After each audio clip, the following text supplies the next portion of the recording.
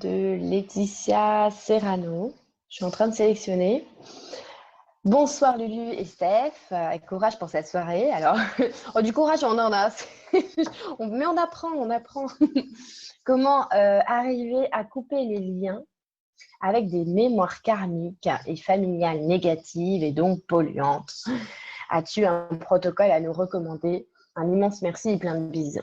Alors, je vais te renvoyer à la 4e de couverture de la BD qui te dit que trouver un super protocole sur Internet et l'appliquer pour faire un truc, c'est complètement illusoire. Hein. La meilleure chose à faire, c'est d'arrêter de nourrir les liens.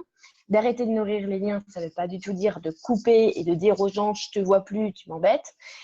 C'est simplement, encore et toujours, de s'écouter. Alors, tu me dis couper les liens avec des mémoires karmiques. Mais il y en a marre des mémoires karmiques. Je vais vous dire, on est au moment vraiment sur la planète où on se relie au temps zéro. Ça veut dire à l'instant. Et je vous promets qu'à l'instant, quand vous vous écoutez, l'esprit se connecte, d'accord, avec l'âme en fait. Et votre âme vous suggère des choses à l'intérieur en idées, en songes, en chansons, en synchronicité, en signes, en tout ce que vous voulez à cet instant-là.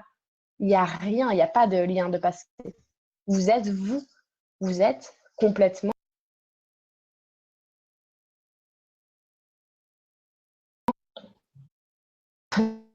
Donc non, il faut vraiment être installé dans le présent.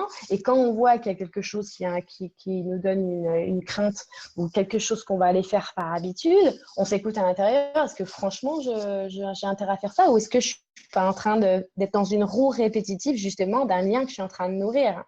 Une espèce de peur racine, de manque de sécurité, de peur. Ok, donc ça, c'est hyper important. Et puis, je te dirais que tout ce qui touche à la famille, évidemment, ça te touche de plus près. D'accord?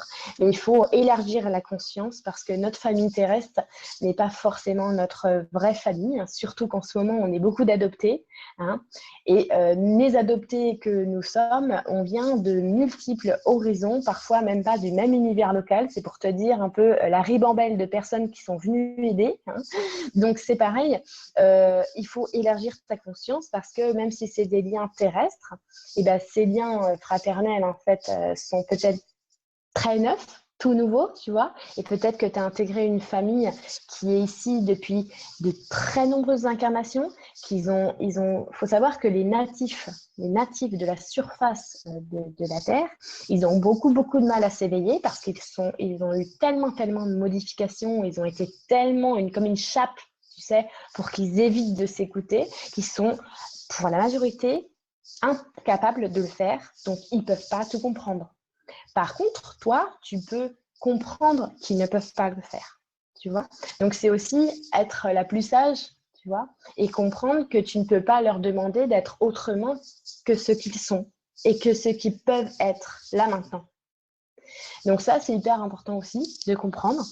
Et justement, le fait qu'on ait beaucoup à venir d'ailleurs, j'ai envie de juste vous rappeler que quand vous allez voir vos mémoires de vie incarnées, les mémoires antérieures, parfois, ce ne sont même pas les vôtres.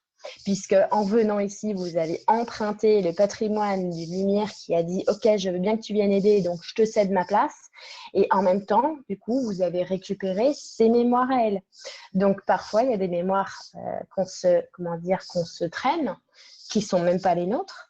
Et finalement, on est là aussi pour régler tout ce karma-là de la personne. On lui fait un énorme cadeau, puisque dans nos réactions, nos agissements et notre manière en fait d'être, on leur lave quotidiennement ce karma-là. On leur nettoie. Donc c'est important parce que souvent on parle justement des vies antérieures, des machins, des mémoires, des liens karmiques. Mais j'ai envie de vous dire qu'aujourd'hui c'est complètement dérisoire parce que on oublie juste qu'on est des millions de volontaires qui viennent même pas d'ici. Donc il faut arrêter de réfléchir à l'ancienne. Ok ? Et puis j'ai envie de dire à l'ancienne et vraiment à l'ancienne, puisque la première vague a commencé pour des personnes qui ont entre 49 et 69 ans. Donc vous voyez, ça fait quand même un bail que ça a changé. Et pourtant, on est toujours dans les anciennes croyances. Ouais. Merci en tout cas, Laetitia, pour ta question. Je vais passer à la question suivante.